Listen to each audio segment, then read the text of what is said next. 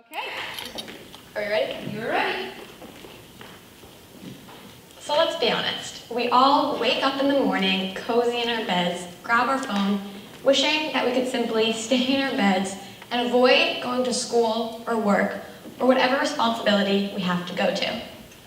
But what if we've taken that simple act of being stuck in our bed for granted? What if we actually were stuck there? What if we were paralyzed?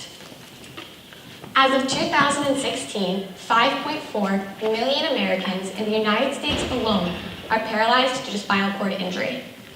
But what if medicine and evolution and innovation have come to the point where we can give that simple ability to stay in bed and get up at your own leisure back?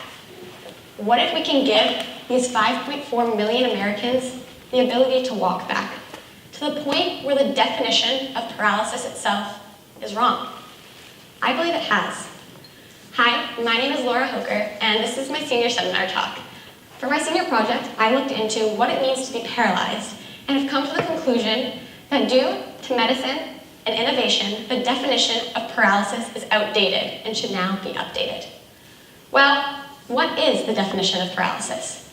Merriam-Webber Dictionary states that the current definition of paralysis is the loss of ability to move, a state of powerlessness, of incapacity to act. How can you say that someone in a chair is powerless? Before we dive into my project, I want to give you a little background about paralysis. There are three main types of paralysis: hemiplegia, paraplegia, and quadriplegia. In the diagrams above, the pink sections of the body is all that the individual can control. Hemiplegia can obviously switch sides depending on the level of the injury. In the diagram of the spinal cord, all the way to the left, you'll see that it's broken into three main sections: the cervical, thoracic, and lumbar spine. Cervical injuries tend to be more severe, but every case really does vary, and that's one thing that stuck with me throughout my project. So what did I do for my project? For my project, I volunteered at Project Walk, a non-profit paralysis recovery center in Stratham, New Hampshire. There are 10 other Project Walk locations throughout the United States, but this one in Stratham is the only one on the East Coast. During my time volunteering at Project Walk, people from all over the East Coast would come and travel to get this therapy. I had clients traveling from New York that would come for a month in the summer and stay for a week, clients that would drive up 2 to 3 times a week from Connecticut to get this therapy, and clients that luckily just lived in the area and could commute 4 times a week to get this therapy. Volunteering at Project Walk was more than I ever thought it would be. I got hands-on experience training the clients. I wasn't there to clean, I didn't sit in the corner observe. Every day, I would go in for my 8-hour volunteering session, and I would work with the clients. In the picture above, you'll see to the left that I'm holding a red gait belt and pushing out this client's knees. This client is a paraplegic. What I'm doing is blocking out her knees and grabbing this gait belt to align her spine naturally, allowing her to stand in the natural spinal pattern. In the picture to the right, it looks like I'm giving the client a massage, which I'm sure she'd like, but what I'm actually doing is supporting her shoulders and pulling her front and back in order to gain core strength. That client is only 6 months out of her initial injury, so it's really important to be able to build this core strength, allowing her to stay in her chair without the harnesses and supports that would make her look more normal and less powerless. This picture here is actually me working with a client with cerebral palsy, spinal cord injury, different type of spinal cord injury. But the point of this picture is that simple joys occurred all the time at Project Walk.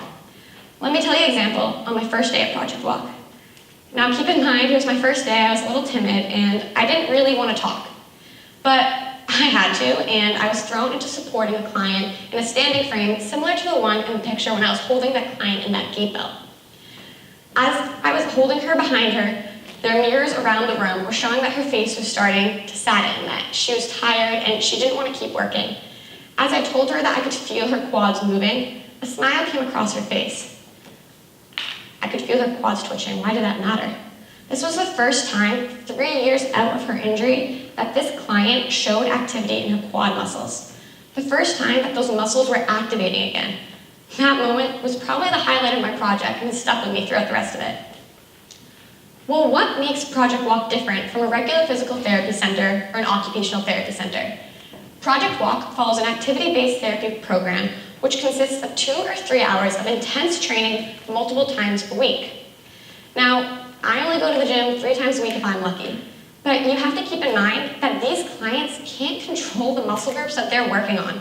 They would leave Project Walk exhausted and come back the next day for another 2 or 3 hour session.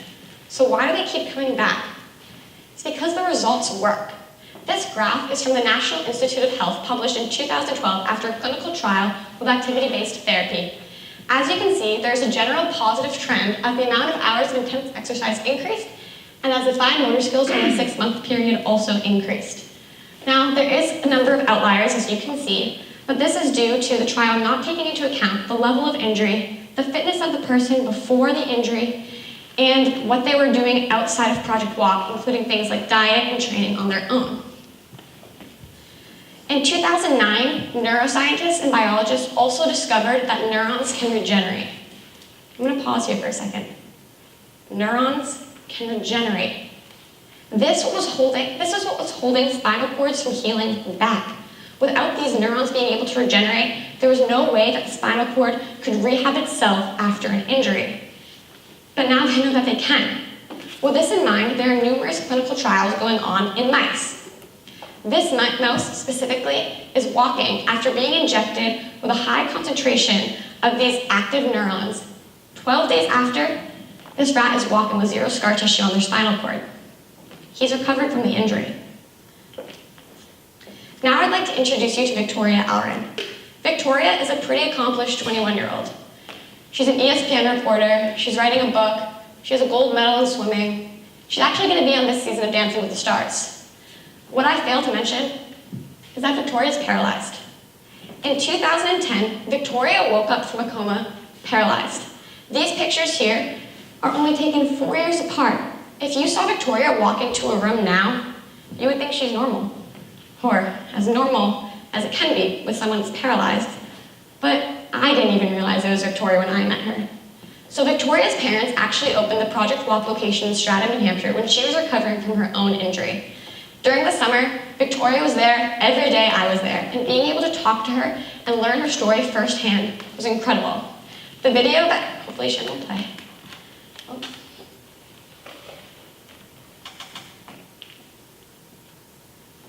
It's okay, we don't have to play it. The video is a video I took when Victoria was there one day continuing to train. You have to keep in mind that Victoria has 0 sensation in her legs. She works out, she runs, she walks, she does everything that a quote-unquote normal person would be doing. But she has 0 sensation in her legs, and she continues to train to be able to have that privilege in her mind to walk. You have to click off of it, sorry.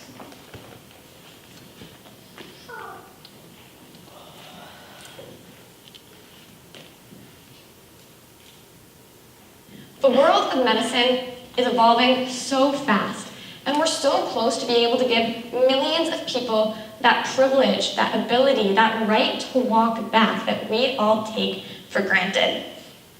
Now, as I've said a few times throughout my project, it really does vary case to case. Specifically, 2 clients at Project Walk had the same injury, a C4 injury, meaning that it was in their cervical spine.